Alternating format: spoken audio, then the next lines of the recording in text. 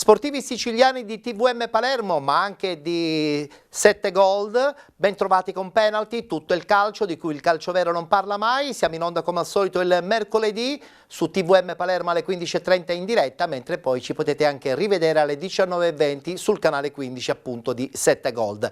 Parliamo di Serie D, ma parliamo anche di eccellenza e vado subito a presentare anche il nostro ospite di questa puntata, il direttore sportivo del Castellammare Calcio. Parliamo di Giuseppe Nolfo. Ciao Giuseppe, ben trovato. Buon pomeriggio a tutti i telespettatori, buon pomeriggio e grazie per l'invito, è un Allora piacere. Giuseppe, dobbiamo subito parlare di questo inizio travolgente del Castellammare. Da qualche settimana qualche cosina un po' zoppica, però è anche vero che rimane tutto quello che di bello avete fatto sin qui. Sì. Pertanto complimenti intanto. Grazie, grazie. Un inizio bellissimo, ci ha visti primi in classifica per alcune giornate, quindi meglio di così non poteva essere.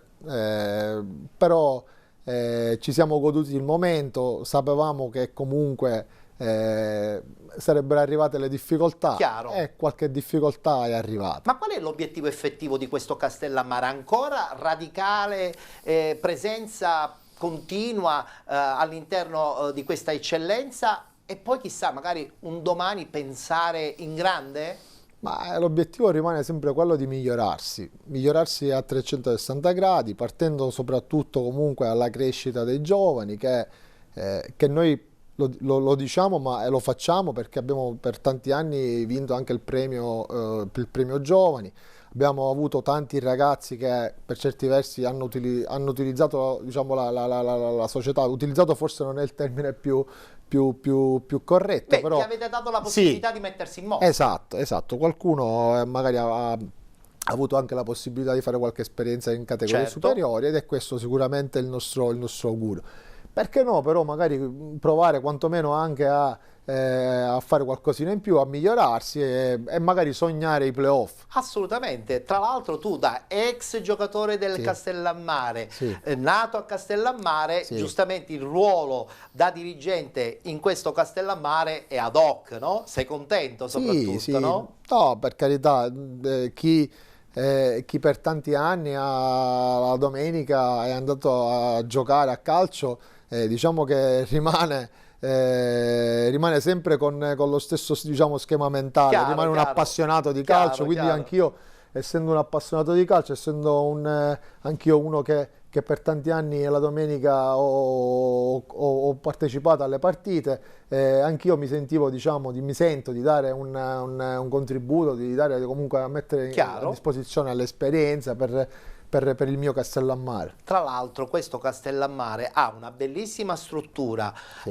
ma soprattutto un pubblico a dimensione eccellenza. Sì. Voi non volete fare il passo in Serie D perché chiaramente lì sono altri numeri, almeno per adesso questo Sì. è l'obiettivo, pertanto avete tutti i requisiti comunque per mantenere una qualità importante, credo, no? Sì, diciamo che credo che l'eccellenza sia già diciamo un campionato importante e comunque Castellammare è una splendida cittadina, ma è pur sempre di 15.000 abitanti, non ha, diciamo, una grandissima tradizione, diciamo, dal punto di vista sportivo, dal punto di vista calcistico, però il passaggio, comunque il salto fra l'eccellenza e la Serie D credo che sia ulteriormente impegnativo per il Castellammare. È vero, è vero. Almeno che, così come succede magari in altri posti, magari non si avvicina, che so, un imprenditore particolarmente... Può succedere, mai dire mai, sì, no? no, ma per carità, in realtà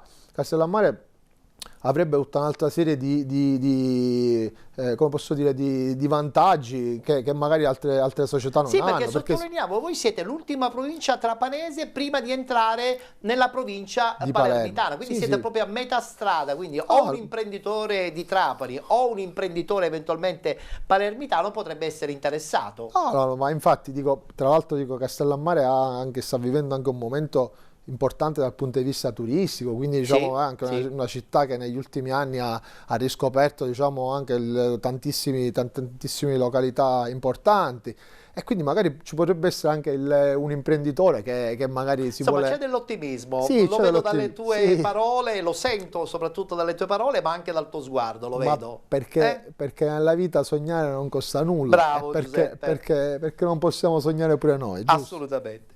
Bene, ritorneremo a parlare anche del Castellammare quando affronteremo anche nella parte finale della nostra trasmissione il discorso riguardante il campionato di eccellenza, perché adesso parliamo invece del campionato nazionale dilettanti, parliamo di Serie D.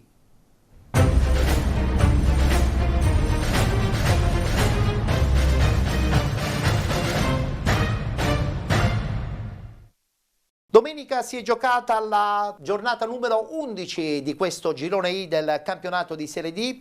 Abbiamo già la schermata dei risultati: Città di Aciriale Regina 1914 1-1, vince 3-0 l'Enna Calcio contro il Paterno Calcio, 4-0 della Vigor Lamezia contro il Ragusa Calcio, sospesa al 19° minuto del primo tempo per un temporale che si è abbattuto su Palermo, Athletic Club Palermo e Nis FC, 1-1 per Messina Vibonese Calcio, pareggio anche tra la Nuova Igea Virtus e la Gelbison, vince 2-1 la San Cataldese contro la Castrum Favara, 2-0 del Savoia 1908 contro il Milazzo, ed infine vittoria fuori casa per il Sambiase 3-0 contro il Città di Gela, che tra l'altro è costata la panchina a Gaspare Cacciola. Eccola qua invece già la classifica: in testa Savoia 1909 e Nuova Igea Virtus con 22 punti, con 19 il Sembiase, con 18 punti Nis FC, con 16 Athletic Club Palermo e Vibonese, 15 per il Milazzo, 14 Vigor Lamezia, Enna Calcio e Gelbison, con 13 il Città di Gela, con 12 punti Castrum Favara, Regina 1914 e Città di Aciriale, con 11 la San Cataldese, ed infine 9 punti per il Paterno Calcio, Ragusa Calcio invece con 7 ed il Messina con 3 punti. Non dimentichiamo i 14 punti di penalizzazione del Messina. Dobbiamo anche a questo punto guardare il tabellino delle partite che invece si giocheranno domenica 16, subito Castrum Favara Nuova Igea Virtus, Gelbison Messina, Milazzo Enna Calcio, Paterno Calcio Città di Gela, Ragusa Calcio Savoia 1908, Sambiase Città di Aciriale, Vibonese Calcio Vigor Lamezia, Nis FC San Cataldese, ed infine Regina 1914 che giocherà in casa contro l'Athletic Club Palermo. Allora, intanto cosa pensi di questo girone I del campionato di Serie D? Molto ingarbugliato rispetto alle Sì. passate edizioni, dove probabilmente 1/2 erano le squadre da battere, tutto il resto cercavano di arrancare punti per la salvezza.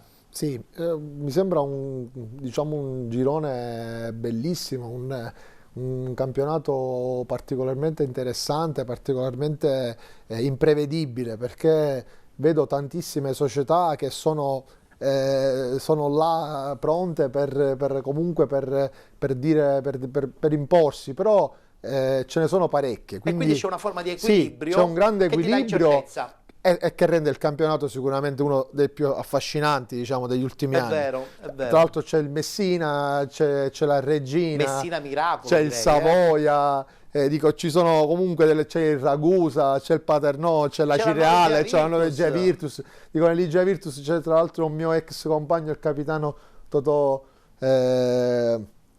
Maltese, Totò Maltese, che in questo vero? momento si gode la testa della classifica, e quindi gli facciamo un in bocca al lupo. Assolutamente. Però, Saranno ripeto, contentissimi a Barcellona. credo che quest'anno sarà un campionato che si deciderà fino Fino all'ultimo. fino all'ultimo sarà indeciso, e questo lo renderà particolarmente affascinante quest'anno. Condivido. Partiamo subito con il Città di Aciriale, che guarda caso ha un big match importantissimo in casa contro la squadra Regina, Sì. ovvero la Regina 1914, allenata adesso da Alfio Torrisi, Sì. ex allenatore del Trapani, del Trapani, Matera, sì. catanese doc. Sì. Diciamo che la Regina deve recuperare molti punti, la Ciriale in questo caso, in questa partita, giustamente doveva assolutamente farne di punti Sì. per tranquillizzare la sua classifica. È stata una bellissima partita. Sì. Secondo te il percorso della Ciriale si presenta ancora sempre in salita, oppure Pagana ha già fatto un buon lavoro e sicuramente con il tempo la tranquillità regnerà soprattutto all'interno della squadra? Ma io percepisco così dall'esterno perché non conosco ovviamente le dinamiche, però credo che già Pagana già abbia dato comunque un segnale. Un tocco. Sì, credo che l'ambiente sia cambiato qualcosa rispetto a Sì? a un mese fa. Quindi è chiaro che da augurio c'è quello che adesso magari con più calma, con più tranquillità, i risultati possono essere un po' diversi. E quindi la salvezza potrebbe essere raggiunta un po' più facilmente. Allora Ovviamente. sentiamo proprio le parole dei due allenatori al termine di questa partita, in un certo senso molto, molto interessante, partita che si è conclusa 1-1.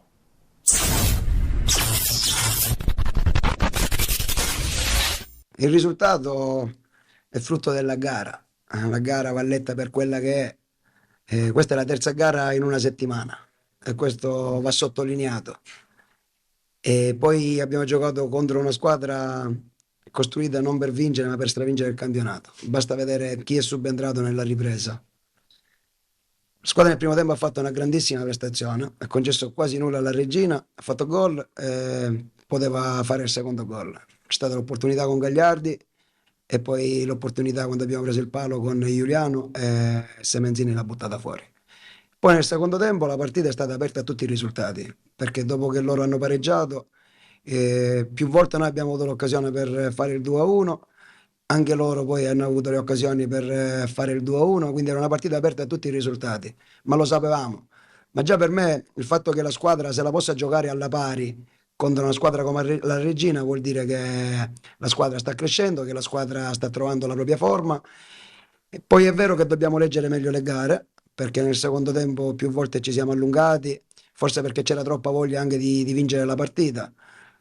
Però bisogna analizzare bene la gara e bisogna vedere anche chi si ha di fronte, perché tante volte così si ci dimentica anche che la Regina veramente è una squadra forte, importante, con tante alternative, strutturata e non va guardata la classifica. Quindi se io analizzo e guardo tutte queste cose, sono più che soddisfatto della gara.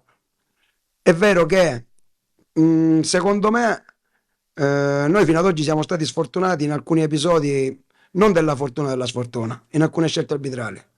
La Regina e la Cereale hanno offerto un bello spettacolo alla gente perché è stata una partita bella, intensa, una partita allegra, una partita dove entrambe le squadre la volevano vincere e quindi penso che questa è una cosa da sottolineare in un campionato dove magari molte squadre pensano più a non prenderle che a darle, due squadre che con voglia di vincere e di fare bene, quindi questa è la prima cosa. Hanno fatto gol la Cireale sull'ennesimo gol subito da calcio piazzato della Regina, questo è un dato oggettivo, e poi noi ci siamo messi un po' in difficoltà e onestamente la Cireale poteva andare col doppio vantaggio negli spogliatoi e questo probabilmente avrebbe sancito alla fine della partita. Così non è stato e poi invece il secondo tempo penso che si è vista una grande Regina, una squadra che ha proposto, una squadra che attaccava con ferocia la palla, tatticamente organizzata bene, attaccando sempre davanti, facendo una fase di pressione secondo me impeccabile, in questo anche nel primo tempo, che ha creato 7-8 palle gol, secondo me limpidissime, dove era più difficile sbagliarle alcune che far gol. È vero che abbiamo creato tanto, però non dobbiamo ricordarci che la Cireale poteva chiudere il primo tempo col doppio vantaggio e quindi noi abbiamo fatto un grande secondo tempo, una squadra che ha creato tantissime palle gol e io penso oggi ho visto il portiere della Cireale veramente uno spettacolo, guardarlo solo io da avversario mi veniva di applaudirlo ogni volta che prendeva la palla, nonostante non stavo facendo gol, perché è stato il migliore in campo. Complimenti dunque alla Regina, ma complimenti anche alla città di Acireale che pian pianino si sta tirando fuori dalle secche di questa zona bassa del girone I, appunto del campionato di Serie D. Mentre invece si è stabilizzato a metà classifica questo Enna che si sbarazza del Paternò 3-0 che è un po' ripiombato in crisi. Sì. Servono molte altre cose credo al Paternò, non serve soltanto l'arrivo di Mascara. L'allenatore può dare animosità, convinzione, però poi se il parco giocatori probabilmente è incompleto per una Serie D, le difficoltà arrivano. Sì, credo che il Paternò veniva da una vittoria, Quindi, addirittura ha vinto contro l'Athletic Club Palermo. esatto, quindi magari Anche se nel recupero con la Ciriale aveva perso. aveva perso. Comunque dico, il Paternò sembrava che fosse comunque iniziata Sì. una ripresa, o E comunque invece? c'erano dei segnali che facevano pensare che magari si poteva. Invece adesso questa sconfitta, anche se l'Enna comunque rimane una squadra che in casa, da quello che ho visto, Un ruolino sì, fortissimo. fortissimo. Quindi magari anche il Paternò Ha trovato difficoltà. Sì, ha trovato delle difficoltà. Infatti. Guardiamoci gli highlights, la vittoria dell'Enna Calcio 3-0 contro il Paternò.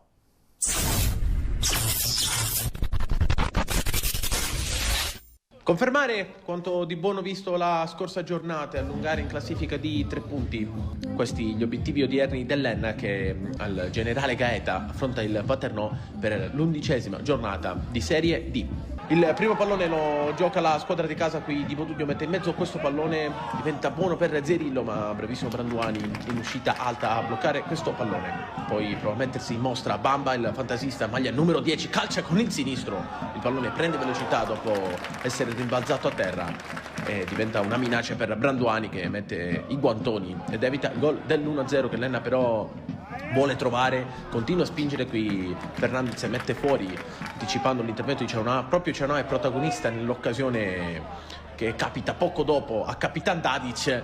Il destro del capitano però finisce alto sopra la traversa, grande occasione per sbloccarla questa per l'Enna. Si dispera Capitan Dadic che poco dopo però deve andare ad esultare insieme ad Occhiuto, che è bravissimo a raccogliere questo cross di Bamba.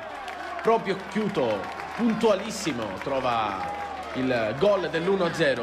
L'Enna continua a spingere in cerca del 2-0, qui non benissimo Orsino, c'è entra dentro l'area di rigore, steso da Orsino, calcio di rigore per l'Enna, cartellino rosso per il giocatore in maglia numero 16. Dunque si presenta dal dischetto Ciaunà che spiazza in questa maniera Branduani, freddissimo il rigore del numero 9, Enna avanti 2-0, il Paternò sotto di un uomo e sotto di 2 gol. L'Enna però vuole chiudere il primo tempo avanti di 3 gol, qui cross di Modugno messo fuori da Fernandez. Continua a spingere l'Enna anche nel secondo tempo, qui Zerillo inventa una grande palla per Preknikai, movimento in verticale del numero 20, anticipa Branduani e realizza il gol del 3-0 Enna. Esplode nuovamente il Gaeta. Di fatto è questa l'ultima emozione della partita. L'Enna vince e convince davanti ai suoi tifosi per la seconda volta consecutiva. 3-0 per la formazione di mister Passiatore che si gode questa vittoria insieme al proprio pubblico. La prossima partita sarà a Milazzo, una trasferta insidiosa che i ragazzi di mister Passiatore dovranno affrontare con grande carisma.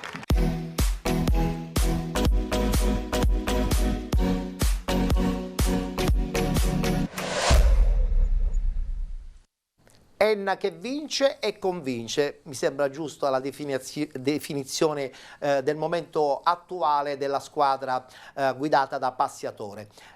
Possono già partire le immagini invece della sconfitta del Ragusa, che purtroppo in questo momento non sta dando continuità di risultati. Attualmente è penultima in classifica, squadra molto giovane, giustamente vai alla Vezia ed incontri una Vigor indemoniata a cui servono i 3 punti per capire il percorso di questa stagione e quindi trovi grandi difficoltà.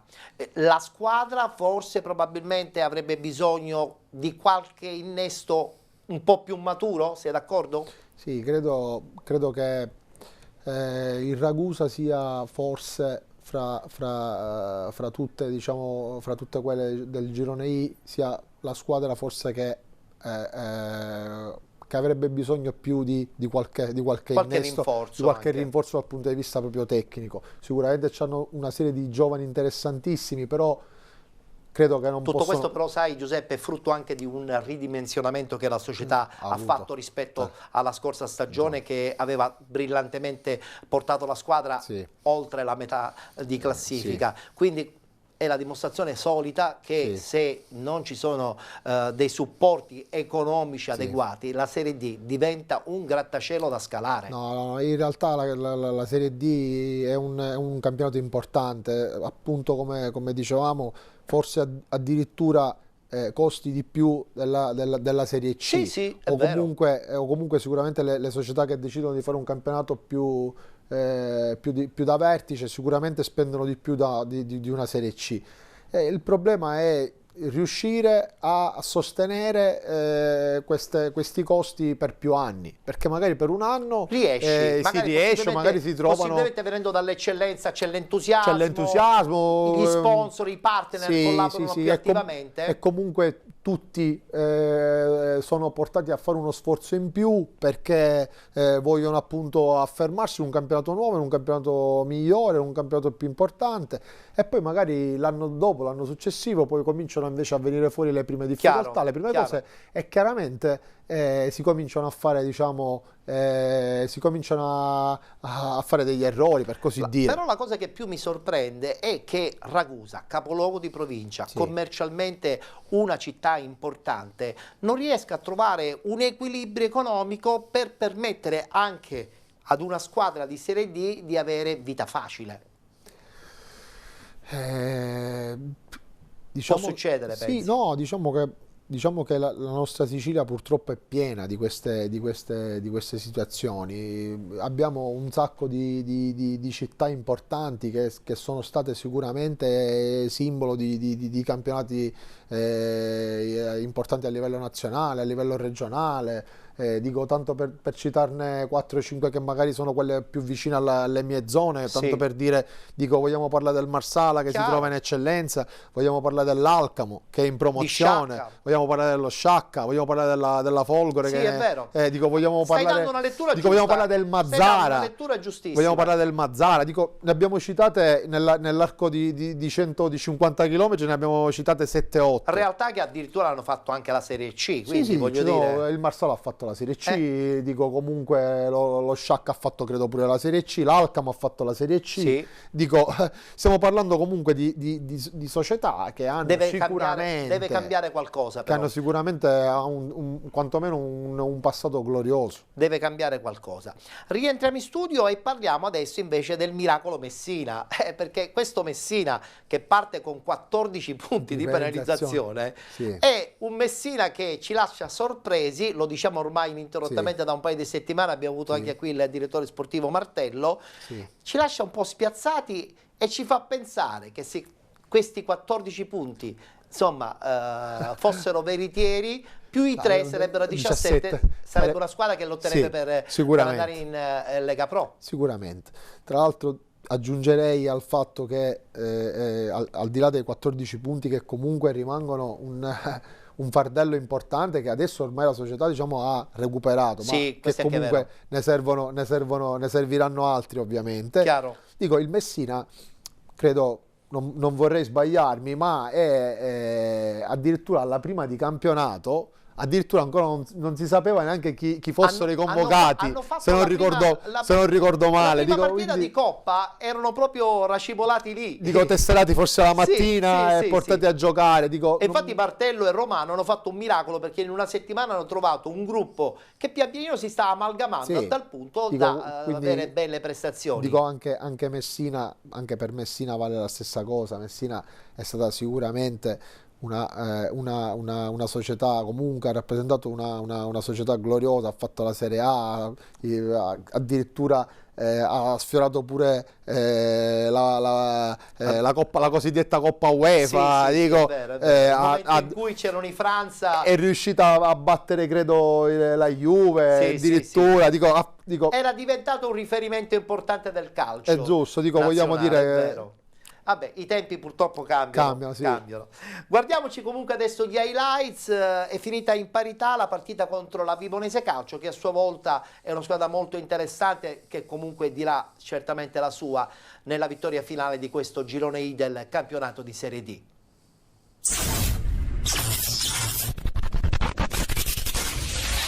Dopo la sconfitta di Caltanissette, il Messina torna al Francoscoglio per ricevere la visita della Vibonese nell'11ª giornata di Serie D Girone I. Pronti via, Sorrentino respinge in qualche modo la conclusione dai 20 metri di Lagzir. All'esordio da titolare il marocchino ex sarnese, giunta Vibo dal Fasano con un passato a Malta nell'Amrun Spartans, oltre all'esperienza in Kings League. Al 6° minuto, spunto improvviso di Touré che si accentra e calcia, il pallone si spegne di poco al lato, primo squillo del match da parte del Messina. Altro tentativo dell'ispirato Lagzir dalla distanza, pallone che sorvola la traversa. I calabresi si mostrano però più intraprendenti. Al 10° a giro Musi dal limite, sfera che si spegne sull'esterno della rete con Sorrentino a controllare. Punizione di Balla che scavalca il portiere giallorosso e termina sul fondo. Avvio poco brillante del Messina che fatica a trovare spazi e idee. Touré si invola sulla destra, suggerimento in mezzo per Roseti che non riesce a deviare verso la porta, fallendo l'appuntamento con il gol. Al 28° la Vibonese torna a farsi vedere in ripartenza grazie al rapidissimo Lagzir. Insidioso rasoterra il suo, ribattuto da Sorrentino col fuorigioco che scatta sul tentativo di tap-in di Carnevale. Alla mezz'ora timido il tiro da fuori di Orlando, nessun problema per Marano che blocca agevolmente. La Vibonese ci prova quindi sugli sviluppi di un calcio piazzato prima dell'intervallo. Nessun cambio in apertura di ripresa, subito la botta di Maisano da lontano. Buona l'iniziativa, ma sfera che finisce sul fondo. Sull'altro fronte, Lagzir al tiro, rasoterra senza troppe pretese tra le braccia di Sorrentino. Saverino per Tesia è la prima sostituzione operata da Romano per cambiare l'inerzia del match. Mossa subito vincente perché la sblocca proprio il numero 23 appena entrato. Al 20° lancio di Maisano per Saverino, pescato sul filo del fuorigioco. Il centrocampista è bravissimo a controllare di petto, spedendo poi in diagonale alle spalle di Marano per il vantaggio giallorosso. Seconda rete in campionato di Saverino, match winner già contro il Castrum Favara per l'esultanza del pubblico del Francoscoglio e di Speaker Maira. Trovato l'1-0 che stappa la partita, il Messina continua a spingere. Finisce la gara di Maisano, rilevato da Ivan. Esposito cerca di scuotere i suoi inserendo Marsico e Dick per aumentare il potenziale offensivo. Bosi entra al posto di un esausto Orlando. Messina adesso a protezione del vantaggio. Romano si copre con Fravola per Roseti. La doccia gelata arriva ad 1 minuto dal 90° quando la Vibonese trova l'1-1 su un'azione insistita. Palla vagante che resta in aria dopo il controllo imperfetto di Musi. Marsico dalla sinistra serve al centro per la corrente Lagzir e il marocchino non fallisce insaccando sotto misura. Il Messina, che pregustava ormai la vittoria, si ritrova acciuffato pagando a caro prezzo una grave disattenzione collettiva. Tanti rimpianti per la squadra di Romano, raggiunta proprio sul più bello. Pareggio comunque giusto al Francoscoglio. Il Messina va a quota 3, muovendo un altro piccolo passo in classifica.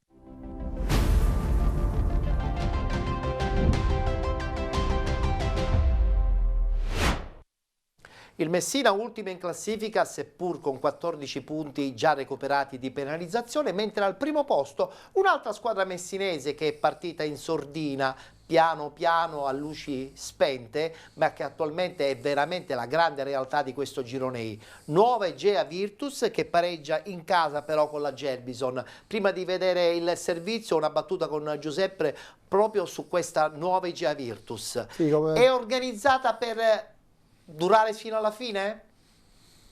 Siamo soltanto alla 10ª giornata. No, però, io devo essere sincero, non credo che l'Igea Virtus sia organizzata o comunque sia fra le squadre costruite per la vittoria finale del campionato, però credo che potrebbe essere una sorpresa o comunque potrebbe... Una mila vagante, sì. Invece per quelli che il campionato lo devono vincere. Sì, perché visto che ci sono comunque tante pretendenti alla vittoria finale, potrebbe venire fuori poi alla fine una di quelle che magari non era messa in conto. Inaspettatamente, esattamente. E credo che l'Igea Virtus abbia tutti i requisiti per essere una di queste, diciamo, possibile outsider.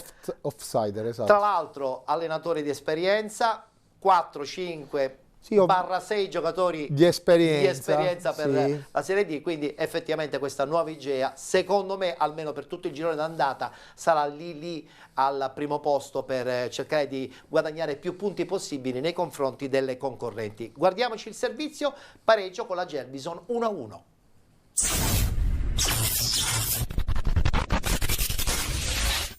Pioggia, fango e tanto agonismo al Dalcontres Barone, dove IG Virtus e Gelbison hanno dato vita a una sfida intensa nonostante un terreno pesante. Il match si accende subito e dopo appena 6 minuti la Gelbison passa in vantaggio grazie a Semeraro, che raccoglie l'invito di Leo e col mancino fulmina De Falco per lo 0-1. Nell'occasione non mancano le proteste vibranti dell'Igea per un presunto tocco con il braccio di Leo, ma l'arbitro lascia correre e convalida la rete. Gli ospiti restano in spinta, ancora Leo sfonda sulla corsia mancina e mette un cross insidioso, ma Squillace salva tutto con un intervento provvidenziale. L'Igea reagisce con orgoglio, Cicirello ci prova prima su punizione di Calafiore, poi approfittando di un errato rinvio del portiere, ma la mira non lo assiste. Al 34esimo è di nuovo la Gelbison a rendersi minacciosa con Leandro Leo, il cui tiro da fuori termina di poco al lato. Nel finale di frazione i giallorossi crescono e costruiscono le occasioni migliori per il pareggio. Al 36esimo Ses calcia da pochi passi ma trova il muro della difesa rossoblù, mentre al 43esimo Samaché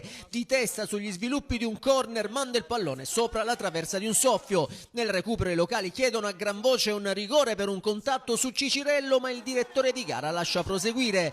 Nella ripresa l'IG Virtus torna in campo con un altro spirito, il tecnico Mara si gioca subito la carta Longo, neo arrivato e al rientro in maglia giallorossa dopo oltre 2 anni. Il suo ingresso dà energia e profondità all'attacco barcellonese, che al 50esimo va vicinissimo al pareggio con Samaché, il cui sinistro è disinnescato in tuffo da Samba e sulla ribattuta è De Feo a salvare tutto. Al 60esimo è proprio Longo a provarci con un tiro velenoso, ma ancora una volta Samba risponde da campione. Il forcing giallorosso però viene premiato al 67esimo quando Squillace mette un cross in mezzo. Ses con un velo intelligente libera Calafiore, che di prima intenzione scarica un destro preciso sotto la traversa. 1-1 e stadio in festa. Il capitano barcellonese, specialista nei gol pesanti, trova così la 4ª rete in campionato e riaccende l'entusiasmo del pubblico del Dalcontres Barone. L'Igea infatti non si ferma e al 78esimo sfiora il vantaggio con Mirasci, che svetta di testa sugli sviluppi di un corner, ma ancora una volta Samba risponde da autentico muro e salve suoi. Nel finale i giallorossi tentano il tutto per tutto.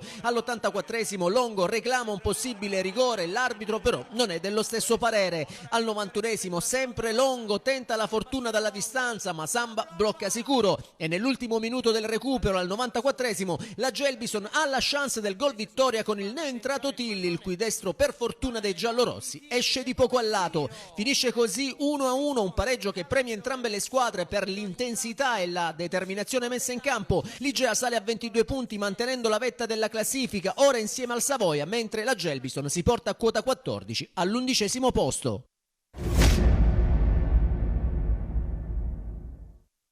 E parliamo adesso del derby tutto siciliano tra San Cataldo e Favara, tra San Cataldese e Castrum Favara. 30 secondi per parlare di queste due realtà. Sì. Attenzione, entrambe hanno già cambiato allenatore. Terranova è andato ad allenare appunto la squadra di Favara, mentre invece adesso è arrivato Vanzetto che sostituisce Pidatella a San Cataldo. Sì. Quanto questi allenatori possono effettivamente cambiare in questo momento il percorso di entrambe? Sicuramente il cambio di allenatore porta sempre, diciamo, porta sempre delle novità, porta sempre qualcosa di diverso all'interno dell'ambiente, quindi magari sicuramente ci saranno degli stimoli diversi, ci saranno sicuramente delle motivazioni diverse, ma chiaramente non basterà soltanto il cambio dell'allenatore. Per quanto riguarda la San Cataldese, credo che anche la San Cataldese sia fra quelle società che hanno praticamente fatto un po' un ridimensionamento rispetto a quello che è stato l'anno precedente, così come il Favara l'anno scorso credo che abbia fatto i playoff. O comunque si è arrivato comunque adesso sta andando avanti anche in Coppa però Sì, dico il Favara l'anno scorso credo che sia stata una rivelazione del campionato, era forse il primo Infantino anno, ha fatto ha fatto un grandissimo lavoro, era comunque, come dicevamo poc'anzi, magari l'entusiasmo dei primi anni, e quindi magari adesso invece devono un po' mettere insieme le energie e provare a salvarsi prima possibile. Guardiamocelo il servizio, la vittoria appunto della San Cataldese che vince 2-1 contro la Castrum Favara.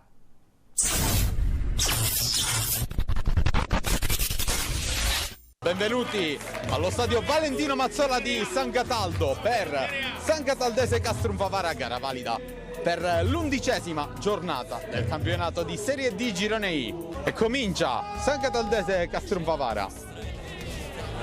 Ancora Favara avanti, un'azione sulla destra, Sandonà. Poi c'è il tentativo di conclusione. Ancora Rozzi che si deve appoggiare ancora sull'out di sinistra. Altro cross messo sul secondo palo di Rienzo. Prova a staccare. Da loro alla rimessa laterale. Va lungo all'interno dell'area. Il colpo di testa provato da Mattias Castro con cross. Viene anticipato dallo Duca Castro per la conclusione al volo. E qui Lautaro non si fida della presa, deve mettere in calcio d'angolo. Ora in avanti Castro, attenzione Castro, da vedere la posizione Castro, la conclusione in porta, è tutto buono e arriva l'1-0 della San Cataldese al 38esimo del primo tempo con Mattias Castro. Ancora schema a lanciare in avanti, Demin spizza di testa, Coso vanno in area, appoggia dove c'è Varela che mette un cross in mezzo. A freddo arriva il pareggio per Castrum Favara con Piazza.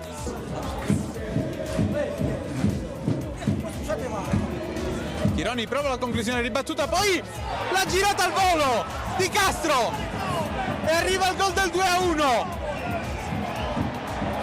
Gol di Mattias Castro che trova la doppietta personale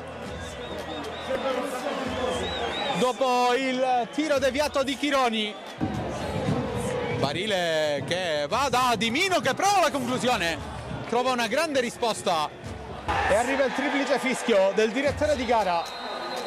Si conclude in questo momento San Cataldese Castrum Favara 2-1 il risultato finale, la decide la doppietta di Mattias Castro al 38esimo del primo e del secondo tempo.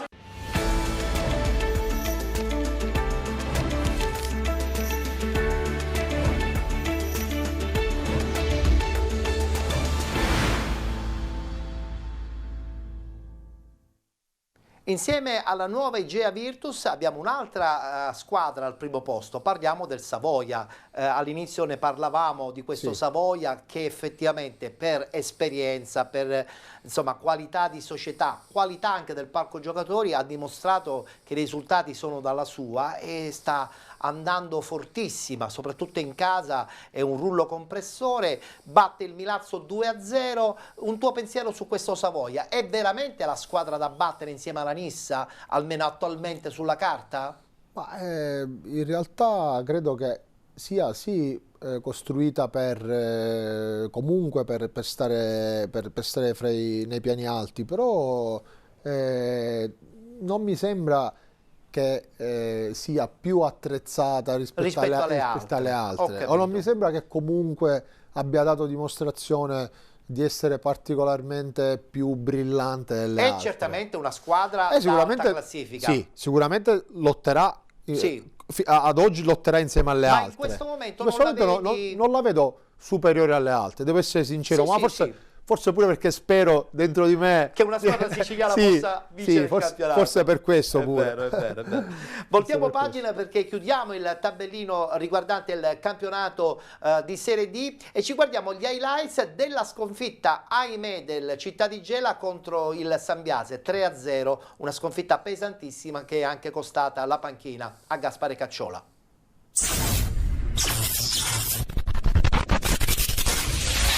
E notte fonda per il Gela, la sua sesta sconfitta nelle ultime 7 partite. Il Sambiase passeggia allo stadio Presti 3-0 e fa scattare la contestazione a fine partita dei tifosi di casa. Gioca però meglio, più ordinato e tranquillo mentalmente il Sambiase. Dopo 6 minuti però il Gela sembra far vedere un altro tipo di gara con la conclusione di Gigante con Giuliane che respinge con i pugni. Al 16esimo cross velenoso dalla sinistra ma Abercon in scivolata riesce a mandare fuori. Al minuto 22 c'è il palo di Vincenzo Tuccio per il Gela con una gran conclusione da fuori area di destro. Nel secondo tempo c'è il crollo totale del Gela del Sambiase che sale in cattedra. Al quarto minuto minus provvidenziale su Abercon, lanciato a rete. Ma l'attaccante del Sambiase si fa perdonare dopo 2 minuti andando in gol e questa volta raccoglie un cross basso dalla destra per mettere in porta. Il Gela non reagisce, l'unica opportunità è per Petta con un colpo di testa che finisce fuori. Al 23esimo la svolta decisiva della partita, il secondo giallo per il difensore Giuliano che alza forse troppo il gomito, lascia in 10 la formazione bianco-azzurra di Cacciola. In 11 contro 10 per il Sambiase è un gioco da ragazzi gestire il risultato e poi diventa quasi un tiro al bersaglio. Al 35esimo ci prova il neoentrato Palermo direttamente su punizione, minus smanaccia in angolo. Sull'angolo susseguente ci prova ancora Pantano e ancora minus che deve deviare la palla in calcio d'angolo. Batti e ribatti e al 37esimo arriva il gol del raddoppio che lo segna Colombatti e va a esultare sotto i propri tifosi. Il Gela è ormai allo sbando, fischiato dai propri tifosi. Il Sambiase trova poi il terzo gol nei minuti di recupero per un fallo piuttosto discutibile commesso da Sbuttoni dal dischetto, la doppietta di Abercon che chiude definitivamente il match. Finisce 3-0 per il Sambiase che vince con pieno merito, mentre nel Gela scatta una crisi che sembra senza una via d'uscita. E dopo il triplice fischio ancora piovono fischi dei tifosi del Gela contro i giocatori biancoazzurri che vengono richiamati sotto la curva. Soprattutto viene contestato il tecnico Cacciola di cui si chiedono le dimissioni.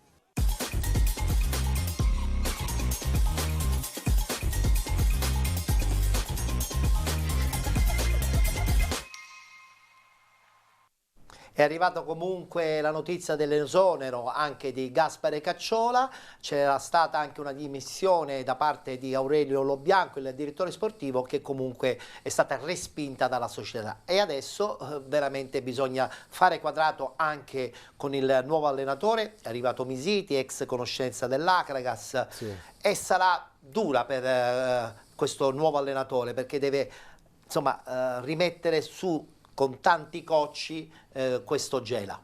Sì, credo proprio di sì, credo che lì si sia rotto qualcosa rispetto a quello che è diciamo, la fase iniziale di entusiasmo, di comunque voler recitare un ruolo importante in questo campionato. Sì, le prime giornate sì, avevamo visto un Gela diverso, fortissimo, sì, sì, anche mentalmente. Sì, no, ma sicuramente credo che addirittura c'è stato, credo, un paio di mesetti fa in cui si diceva pure che il Gela poteva essere un'altra diciamo, un'altra delle squadre che poteva... E invece mi sa che qualcosa si è rotto. Sì, qualcosa si è rotto. Ora sicuramente bisognerà trovare il bandolo della matassa perché bisognerebbe cambiare completamente la rotta. Noi ci auguriamo che insomma questo Gela possa riprendersi al più presto perché una città come Gela in Serie D ci può stare abbondantemente, anzi meriterebbe altri palcoscenici, però è anche vero che il percorso di crescita passa anche attraverso questi campionati difficili, travagliati. Ci fermiamo, c'è la pubblicità, tra poco ritorniamo in studio, siamo sempre quelli di Penalty.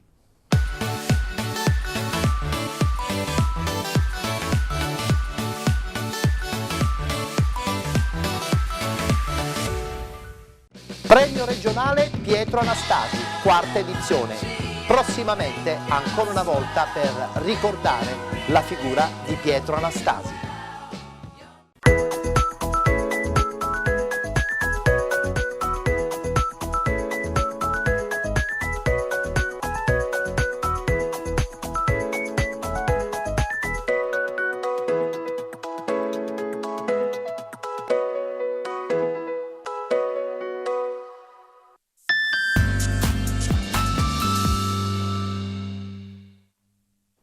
Eccoci rientrati, siamo quelli di Penalty, tutto il calcio di cui il calcio vero non parla mai. Adesso la seconda parte della nostra trasmissione, parliamo soprattutto di eccellenza ed iniziamo con il girone A.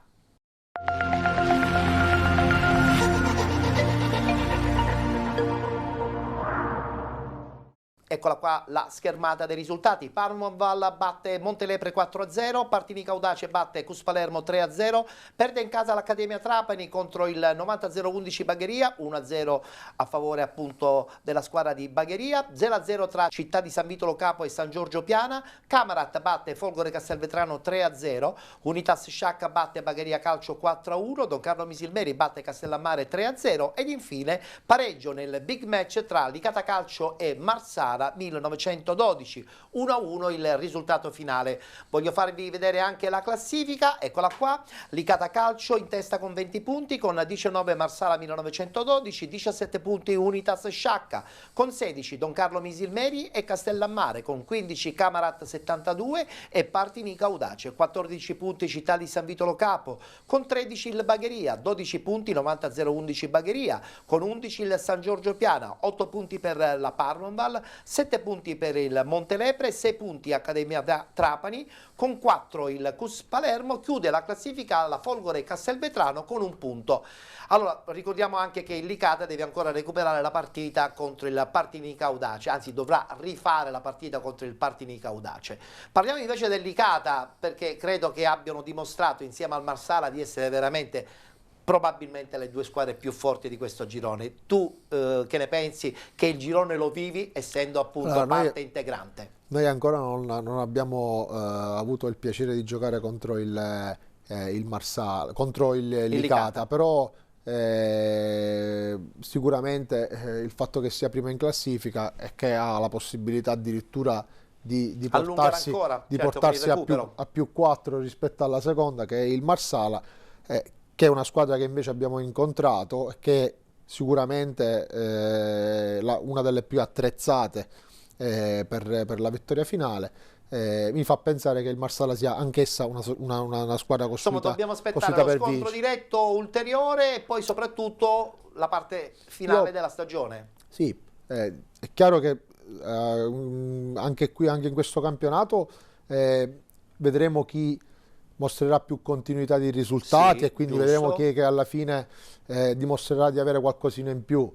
Il fatto comunque che il Marsala sia andato a Licata e che si sia giocata la partita, ha battagliato, e che comunque ne è venuta fuori una bella partita, da quello che ho sentito, perché io non l'ho vista, però mi hanno detto che è stata una bella partita combattuta, dove hanno giocato entrambe le squadre a viso aperto. Conferma che questo Marsala c'ha i mezzi. Sì, comunque significa che la battaglia è viva. È bello e ci piace, perché quando si gioca così a grandi livelli fa piacere, insomma, vivere la stagione. Ti dico una cosa, le ultime 2 partite del girone di ritorno in casa le avremo con il Licata alla penultima, e l'ultima l'avremo con il Marsala. Insomma, sarete l'ago della bilancia, saremo, diciamo, ospiteremo le prime della classe. Che bella storia. Guardiamoci gli highlights di questa bella partita appunto tra Licata e Marsala.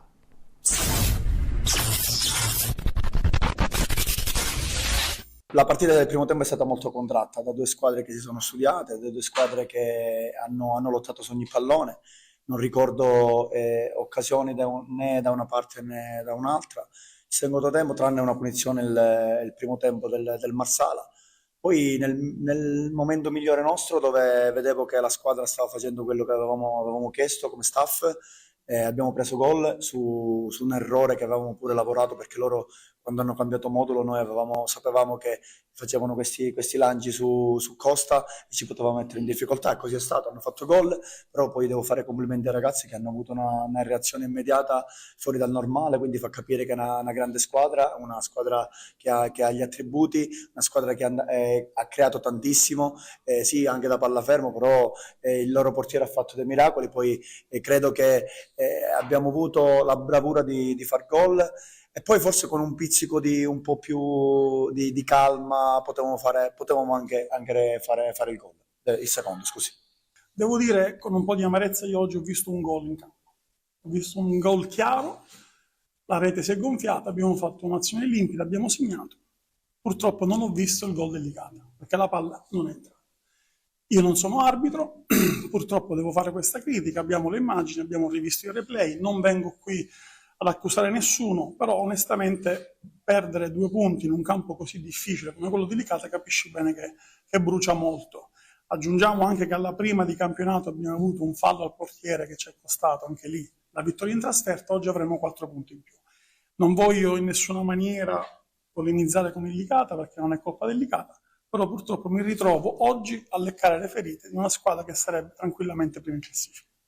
L'eccellenza, soprattutto il girone A, è un girone molto complicato, un girone dove ci sono tantissime squadre che battagliano, ovviamente le squadre che hanno più qualità poi possono venire fuori con degli episodi, però il campionato è questo, il campionato non finisce oggi, anche se una squadra vinceva, non finisce oggi che abbiamo pareggiato, il campionato si deve giocare fino alla fine, fino all'ultima giornata, perché è un campionato difficile con tante squadre attrezzate per fare bene. Credo, mi hanno detto che qua a Licata non ha pareggiato nessuno perché siete forti, la squadra è forte, il campo è ostico. Noi per larghi tratti della partita abbiamo dominato e non abbiamo rubato nulla. L'amarezza c'è per tutto quello che ho detto prima, non certo per un pareggio che in circostanze diverse ci può tranquillamente stare perché nessuno toglie forza a Licata. Vedremo cosa succederà nelle prossime settimane, capiremo a questo punto quale sarà il percorso sia del Licata che del Marsala, senza sottovalutare anche le altre inseguitrici, su tutti l'Unitas Sciacca. Voltiamo pagina perché adesso parliamo del girone B, sempre del campionato di eccellenza.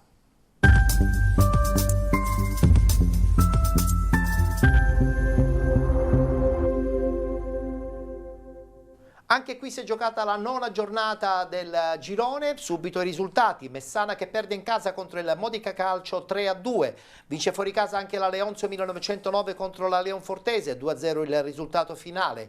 A Valanga il Calcio Avola 49 contro il Giare Calcio 6-0, pareggio tra Melilli e Mazzarone, così come tra Vittoria e San Fratello Acquedolcese. Nebros che pareggia contro il Palazzolo 1-1, vittoria del Niscemi FC 2-0 contro il Gioiosa, vince fuori casa invece l'Atletico Catania 94 Via Grande 1-0 contro il Rosmarino. Anche qui la classifica diventa sempre più ingarbugliata con tante squadre nel giro di un punto, guardiamola. Calcio Avola 49 e Modica Calcio al primo posto con 22 punti, con 20 Atletico Catania 94 Via Grande, con 19 Messana 66 e Leonzio 1909. Un po' attardato il Vittoria con 16 punti, con 14 Mazzarone Calcio, con 13 il Gioiosa, 12 punti Niscemi FC e Rosmarino, 7 punti per la Nebros, 6 punti San Fratello Acquedolcese, con 5 Palazzolo, Melilli e Giare Calcio, chiude all'ultimo posto con 4 punti la Leonfortese. Beh, se dobbiamo parlare anche di girone ingarbugliato, anche il girone B, insomma, non scherza. Addirittura qui sono più di 2 le squadre che tentano di vincerlo questo girone, e sicuramente gli scontri diretti giocheranno un fattore fondamentale. Sì. Il primo importante l'ha vinto addirittura il Modica 3-2 contro la Messana, sì. Ma attenzione anche a questo Avola 49. Sì, questo Avola 49 mi incuriosisce, nel senso perché conosco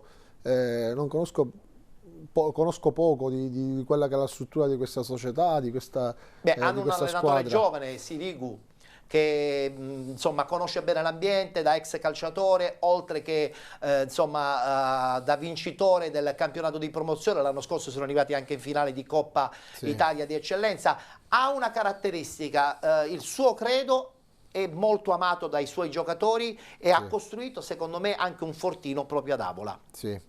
Ti dicevo, mi incuriosisce perché vedo che comunque non hanno subito, diciamo, degli sbalzi d'umore, se possiamo utilizzare, che può succedere spesso, che può succedere spesso. Invece sono riusciti ad avere un percorso abbastanza lineare, abbastanza importante. È vero. E quindi mi sa che hanno tutte le condizioni affinché possano dimostrare che sono una grande squadra. È vero, è vero. Beh, allora abbiamo concluso la nostra puntata di penalty. Voglio chiudere anche però giustamente di nuovo con il Castellammare Calcio, realtà a metà tra Palermo e Trapani, ma soprattutto una realtà giovane che vuole costruire il suo percorso attraverso il sacrificio, l'impegno. Intanto con i locali, Sì. che diventano poi l'anima di una società, no? Voi mi dicevi, siete tutti, bene o male, che vivete a Castellammare, quindi vivete a 360 gradi la cultura anche della vostra squadra. Sì, lo sport a livello dilettantistico, ma in generale lo sport è sicuramente una delle attività più nobili che ognuno di noi, che i ragazzi, che tutti dovremmo fare, e che dovrebbe essere ancora di più, credo, sponsorizzato, proposto, invogliato, e comunque dovremmo creare le migliori condizioni a tutti di poterlo fare. Quindi siete in cerca anche di partner che vi possono aiutare nel vostro percorso di crescita? Sì, diciamo i partner ci sono sempre. In realtà la nostra mission rimane sempre quella di riuscire a fare crescere dei ragazzi, un ambiente. Mi piace questa No, cosa, ma è la verità, è la verità. Mi Tutto piace. non lo dico per puro, lo dico perché tutto nasce dal fatto che abbiamo avuto la fortuna di avere una struttura importante, una fra le più importanti della zona, diciamo, della Sicilia occidentale.